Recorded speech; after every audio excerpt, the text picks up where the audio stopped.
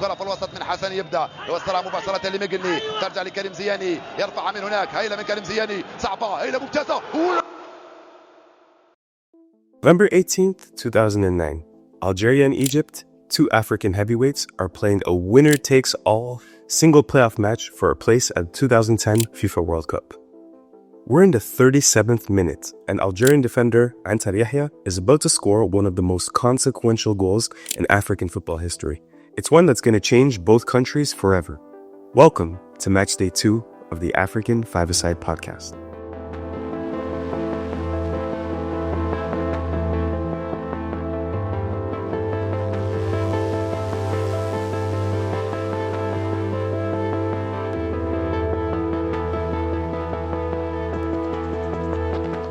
When talking about football rivalries, there's no matchup more heated than Algeria versus Egypt. If you're watching from outside, you might be thinking, what's the big deal? Both countries are North African, both are majority Muslim, and both fought colonial rule. Kind of seems like they should get along, right? But to understand this rivalry, we have to examine the political, cultural, and sporting history of these two African heavyweights. You see, when the stakes are high, so are the stereotypes. To many Egyptians, Algerians are seen as a little rough around the edges, a little less sophisticated, and even not quite true Arabs. Some would even argue that Algeria's colonial history leave it a little more influenced by Europeans than the Middle East. On the flip side, Algerians see Egyptians as a little haughty and full of themselves. Thanks to their dominance in cinema and pop culture, they're also seen as a little bit theatrical, masters of exaggeration. And then there's that little phrase, Dunya, the cradle of civilization. For Algerians, that just sort of adds to the arrogance. But on the pitch, Egypt has always been the backbone of African football. The Pharaohs were the only African team to play in a FIFA World Cup before World War II. They also led in the charge in the creation of the Confederation of African Football. And they've always been dominant in the African Cup of Nations since its inception. Meanwhile, Algeria's football journey had a very different beginning. Due to France's prolonged colonial rule, Algeria had a little bit of a late start in football. But football itself became a weapon for their fight in independence. In 1958, 13 Algerian footballers secretly left their clubs in France and went to Tunis to create the Front de Libération Nationale football team, the FLN team. They were a symbol of resistance, and for 4 years, they toured the entire world, raising awareness for Algerian independence. And this is where the seeds of that Algerian and Egyptian rivalry were planted.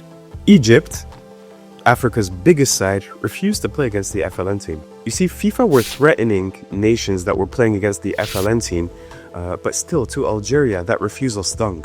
And many of the FLN team players would go on to become administrators and coaches, and they never really forgot that. Now, if you fast forward to the 1980s, this rivalry absolutely exploded. In 1984, these two sides clashed for a single Olympic spot, and this match was utter chaos. Imagine two-footed flying double kicks, a player using a corner flag as a weapon, and some people even getting kicked in the head as they were laying on the floor. It was less of a football match and more of a full-scale brawl. Now, Egypt won and qualified to the 1984 Summer Olympics, but the bad blood only got worse 5 years later, in 1989. Algeria was on the brink of making African football history, about to qualify for their third consecutive FIFA World Cup appearance. That would be a record. But Egypt, on the other hand, they hadn't been to a World Cup since 1934, and they were desperate to go back. This wasn't just a football match. Egyptian player Emin Younes called this more of a war than football. And after Egypt's narrow victory, violence spilled over. A fight erupted at the Algerian team hotel. No one knows exactly what happened, but a glass bottle flew across the room and blinded an Egyptian doctor permanently. Algeria's greatest ever player, Laftar Belloumi, was blamed for the attack. And an Interpol arrest warrant was even issued against him. He lived with that warrant for almost 20 years. A little more than a decade later, these two North African nations met again with another World Cup berth on the line. In 2001, Egypt was one of the best teams in Africa, but Algeria, they were struggling. In the first leg, Egypt absolutely annihilated Algeria 5-2. But when Egypt came to Algeria in the second leg, it felt like the entire nation was out to play spoil it. Algerians fought as if their lives depended on it. The match finished 1-1, but it stopped Egypt from going to the World Cup. Egypt went on to claim that their team bus was pelted by stones, and the hostility was clear to see for everybody on national television. But nothing, absolutely nothing, compares to what happens next. By 2009, World Cup fever had gripped Algeria and Egypt like never before. Egypt, despite winning back-to-back AFCONs in 2006 and 2008, hadn't been to a World Cup since 1990. That was nearly 2 decades of frustration for the Pharaohs, especially since they felt like they had a golden generation, and they wanted to qualify to the World Cup to shock the world in South Africa. Meanwhile, Algeria was on the rise. They were scouting talented Algerian French footballers in the diaspora and lobbying FIFA to change eligibility laws. But they also hadn't been to a World Cup since 1986. So when these two footballing nations landed in the exact same World Cup qualifying group, you already knew that something special was about to happen. Now, Zambia and Rwanda, they were also in the group, but let's be honest, this was always going to be about Algeria and Egypt.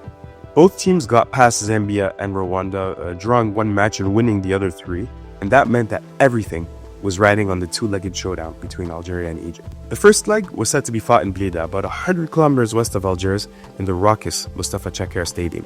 This was Algeria's moment of truth. Could they really stand toe-to-toe with Africa's best team? For Egypt, any kind of positive result would just take them that step closer to their first World Cup in 20 years.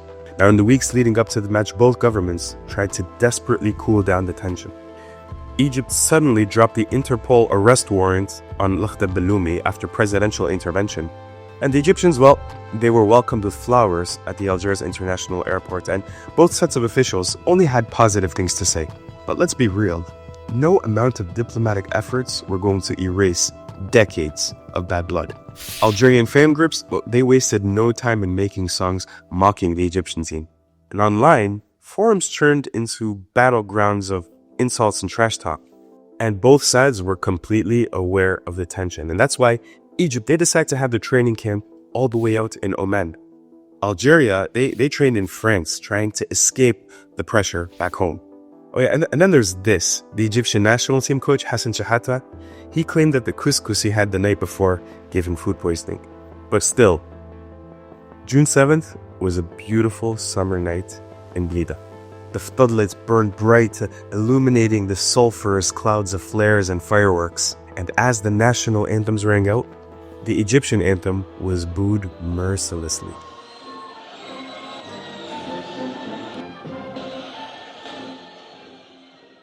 On paper, Egypt, they should have walked away with this one.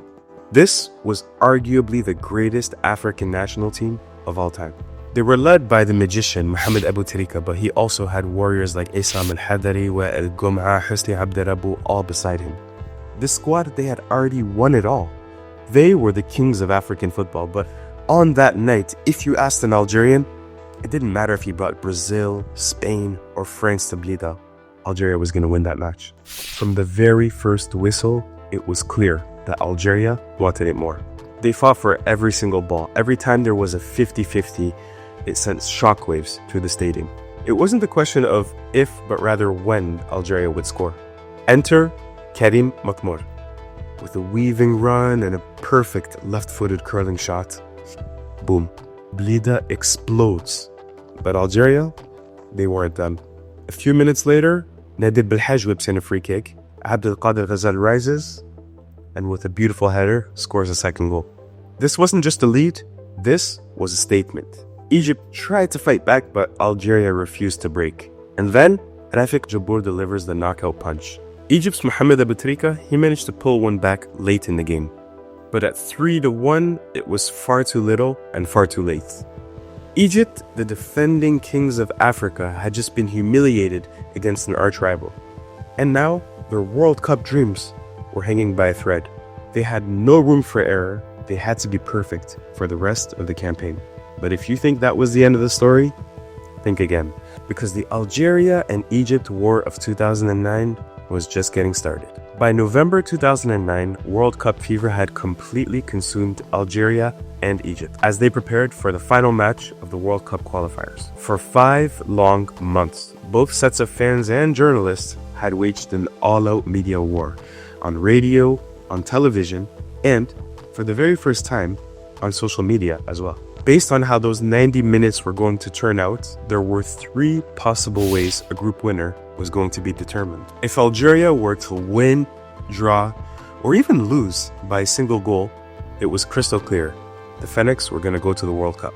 If Algeria were to lose by 2 goals, then a third match, a playoff in neutral territory, would be played to determine who was going to qualify to the World Cup. Now, if Egypt were to win by 3 goals or more, then they would be the ones that would be going to the World Cup after a poor start to qualifiers. But none of those permutations could have prepared anyone for what was going to happen next. On November 12th, the Algerian national team lands in Cairo. They pass through security, they board their team bus, and they head towards their team hotel. But just minutes into the drive, the bus is attacked. A few individuals who are still unknown to this day hurled rocks at the Algerian team bus. Windows were shattered and chaos erupts.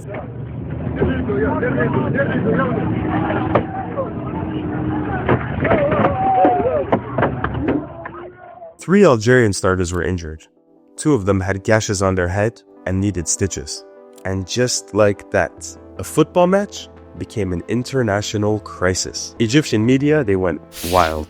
Some claimed that the Algerians themselves broke the windows and hit themselves over the head. Yeah, I mean, seriously. Meanwhile, back in Algeria, the anger boiled over. That night, mobs attacked some Egyptian businesses. This was no longer just about football. FIFA, they had a decision to make. Would the match go ahead? The Algerians, they wanted an automatic victory, but in the end, the visitors decided to play. On November 14th, Cairo International Stadium was a volcano. 90,000 Egyptian fans packed the stadium hours before kickoff. This was the very same fortress that Egypt had beaten Algeria in 1984, 1989, and 2001. Egypt, they felt invincible in the stadium. And they were right to feel that way. Because just a few moments into this match, boom. Striker Amr Zaki puts Egypt ahead immediately. And now it felt inevitable. But the Algerians refused to crumble. They fought for every single ball, wasting time and breaking up play. They were doing everything they could to slow down Egypt's relentless attacks.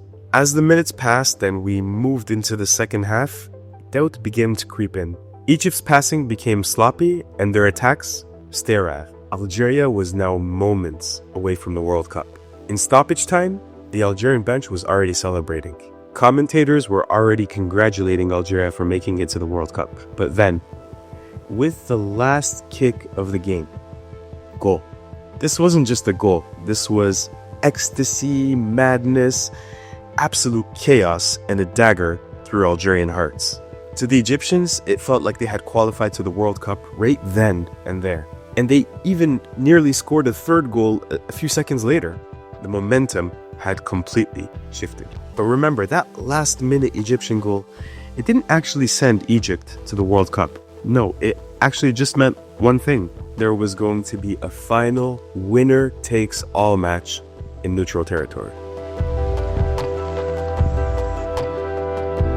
After Egypt's last-second miraculous goal, a winner-takes-all neutral playoff match had to be scheduled. But where? Libya, which was the logical choice given that it has a border with both nations, was quickly ruled out. Instead, FIFA and CAF selected Sudan as neutral territory. And immediately, both sides saw this decision as political. The Algerians, they felt like this choice favored the Egyptians given the close political and historical ties between Egypt and Sudan. But what happened next changed everything. At daybreak, the Algerian government made a massive announcement. They were establishing an aerial bridge to Sudan. 14 chartered airplanes. Tickets were free and they were distributed first come, first served basis. This wasn't just about Algeria sending fans, they were sending their warriors. The hardest and the most fanatical supporters. They packed their food and they boarded their flights like soldiers. This was do or die. Egypt's approach was a little bit different. Instead of filling their flights with ultras, Egypt, they sent a high-profile delegation. Celebrities, TV personalities, and even Hosni Mubarak's sons. Yes, the actual sons of the Egyptian president. And suddenly, this match wasn't just about football. It was a full-blown political spectacle. In Algeria, the Algerian president, Abdelaziz Bouteflika, he had just changed the constitution to run for a third term, a move that was seen by many as undemocratic. In Egypt, Mubarak's rule was under scrutiny, with many rumors swirling that he was getting ready to leave power to his sons.